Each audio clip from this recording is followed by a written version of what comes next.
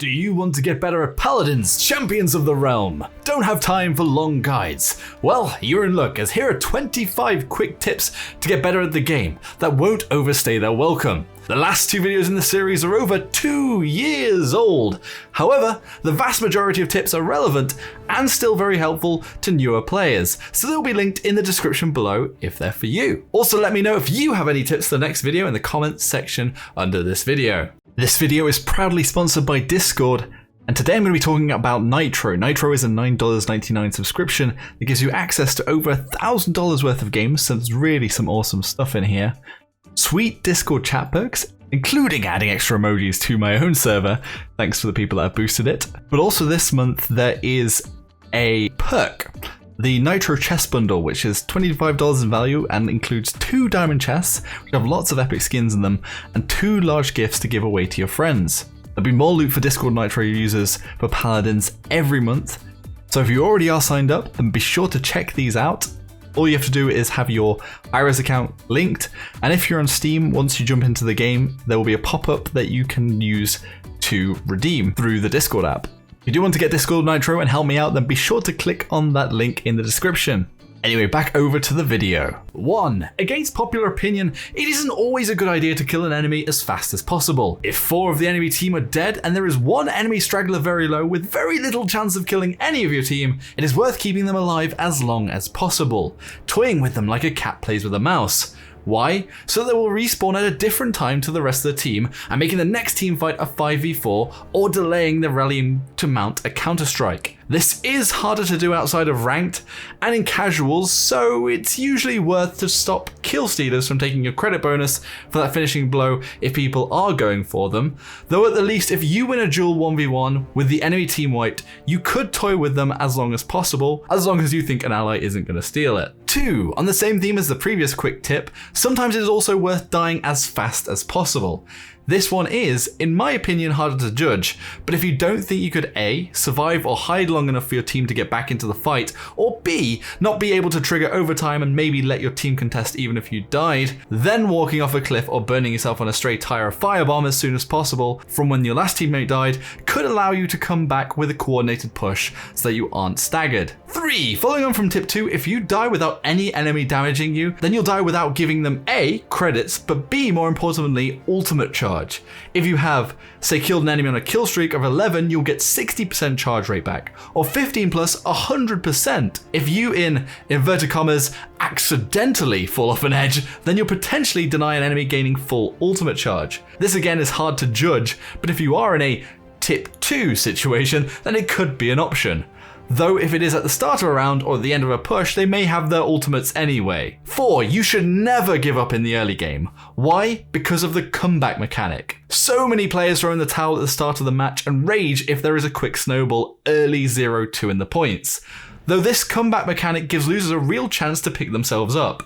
If you are 2 points behind, your team will get an extra 1% tick on the siege capture point every time it ticks.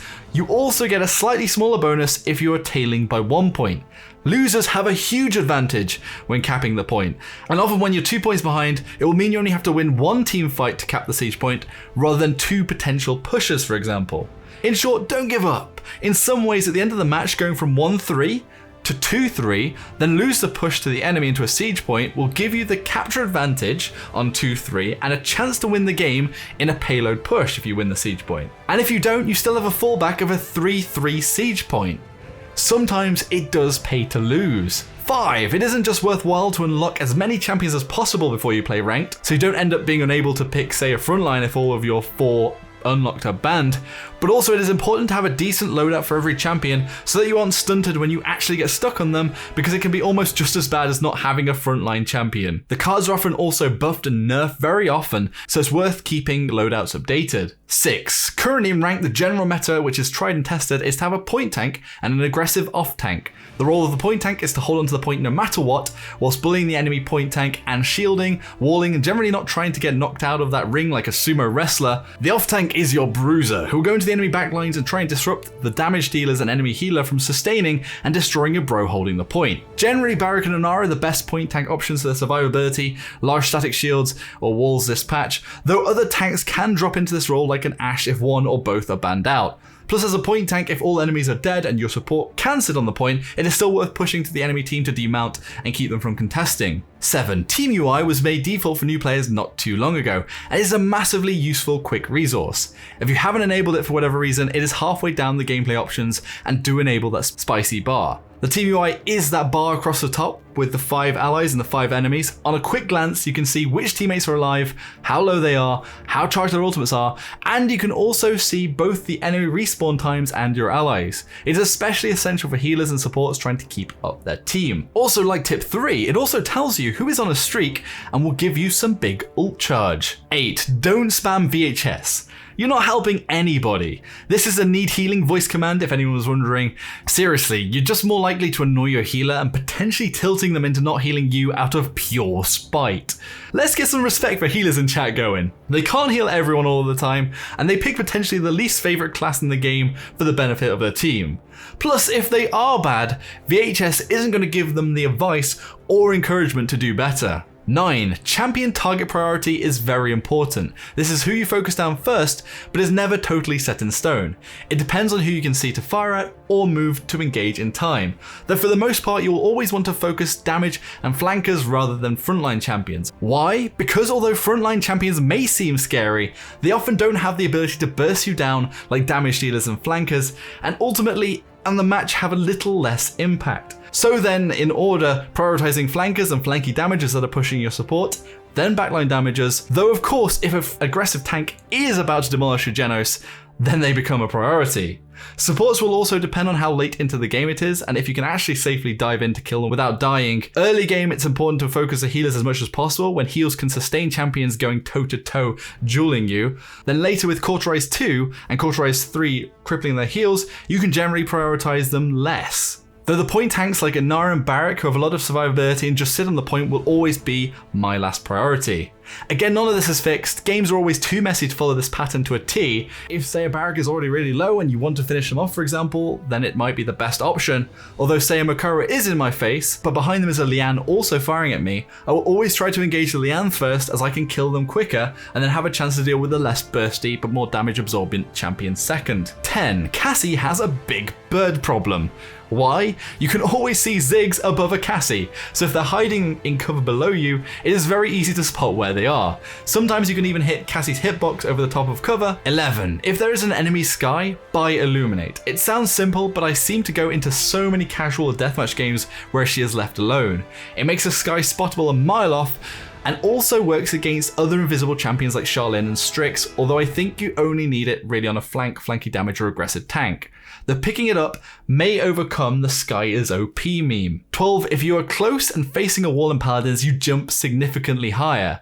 This can be combined with things like Pip's Weightless, Maeve's Prowl, and Double Jump, etc. to get further and higher than you normally could. You do have to start close to the wall and at least look angled just away from it, or look at the wall and then spin away, then use a movement ability if you want to take advantage of it. This is the only part that takes a little practice.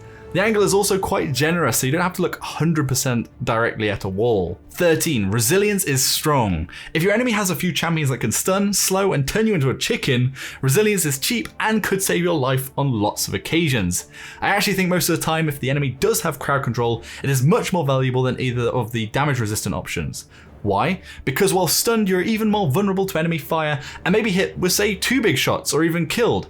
Whereas if you are focused over the 10% of the damage reduction of 2 shots in the same time, it becomes clear which one is more valuable. So you might take 1000 damage say from 2 shots rather than 200 being mitigated with the damage reduction. Still, it is not a first pick over Cauterize or Wrecker, so bear that in mind. 14. If you have found a Sera's 1v1, win the duel and they go into their shadow travel low health, even with the extra speed you can chase them down. Obviously that's assuming there isn't a bigger threat to move on close by, but if you keep as close as possible to them, you'll keep their silhouette in sight, although you may need to expend a movement ability just to keep up, but you should get that sweet kill at the end of it. 15. Imani's Frostfire Glide can seem really hard to maneuver and get to where you actually want to go. But don't worry, you can use obstacles to slow down and wiggle left and right until you get to the top of an object like a tower where you actually want to go, and you won't overshoot it by a mile. 16. When zoning enemies, be careful not to overextend past where the rest of your team is zoning, especially if you do not have escapes on cooldown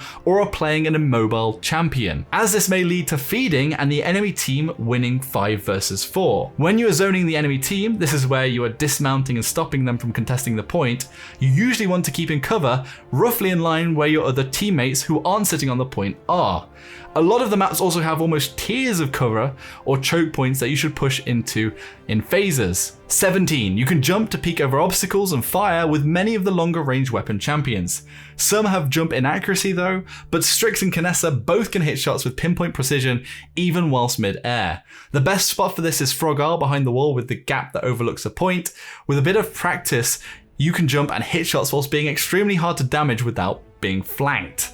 AKA Wackanessa. 18. Peeking to the right of cover reveals less of your hitbox than peeking to the left. I think it's generally worthwhile using cover of all kinds to peek, but it is worth bearing in mind that if you can stand on the left and strafe in and out to the right if possible, you have the best chance of not being wounded. Although, it is also good to mix things up and not be too predictable. 19. The training room recently got a new aim training exercise with several modes of stationary and moving targets you can use to practice your aim on before you play to warm up. Some of them are actually quite tricky. The last thing that Evil Mojo now need to do to make this perfect is allow you into the training room whilst you queue for a match. 20. A lot of projectile champions, especially slower projectile ones like Bomb King Stickies, Mave Daggers, or Danber's Spitting Snake, can be fired over the horizon line of terrain and over cover to drop down and arc onto enemies behind. It takes a bit of guesswork, but you can either harass an enemy away from you or even maybe get a kill without them ever being able to see you. 21. If people are being toxic in chat during the match, especially ranked, be sure to hit that mute button.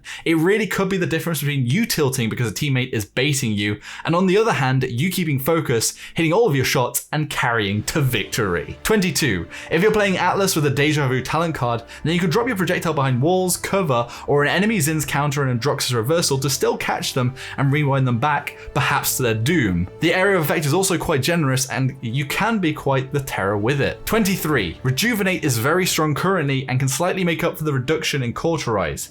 It is also super important with the popularity of Genos to pick Rejuvenate, as their heals alone are not that strong if they are on your team. This is mainly true for the frontline champions, though could be an option for others if they have all of their aggressive items like Cauterize and Wrecker. 24. Barrack is probably the most popular and definitely most fun point tank currently. One quick tip to surviving is having the Bowling Ball card in your deck. It is kind of a must at the moment on Barrack, and before an ultimate or ability that you know is either going to stun you or highly damage you, it is worth using the initial rocket boots preemptively. Especially if you're stunned, you will have the chance to survive the enemy's burst rather than taking the chance that they could kill you whilst being stunned and then using rocket boots to get away. Also, it is great to have the reset card failsafe so that out of the burst, you may have 2 chances at low health to add on that extra shield and survive. 25. Although the payload will not go faster if you have more people on it, it will give you credit bonuses and also heal 50 health points every second. Early game, it can be worthwhile to be near the payload to get both of these bonuses if needed, though later on when you have items and cauterizes in play, it matters less. This is situational, and mostly when there is a lull with enemies dead or the payload is near to where you need to position anyway. That's all of the tips. Thank you all very much for watching. Thanks to Unbelievable for approving most of the tips and giving a few themselves. Be sure to check them out in the link in the description below. Some of the things may change over the coming months, but like my old videos, I'm sure the vast majority will stay relevant for however long the game survives. I hope these tips will help you to improve at the game, and be sure to let me know if you have any tips you think should make it into the next video in the comments section below.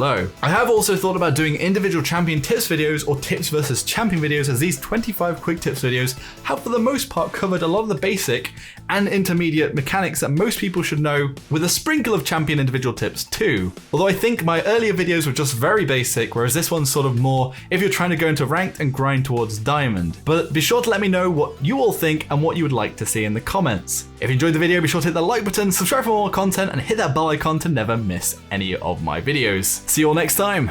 Joshino out.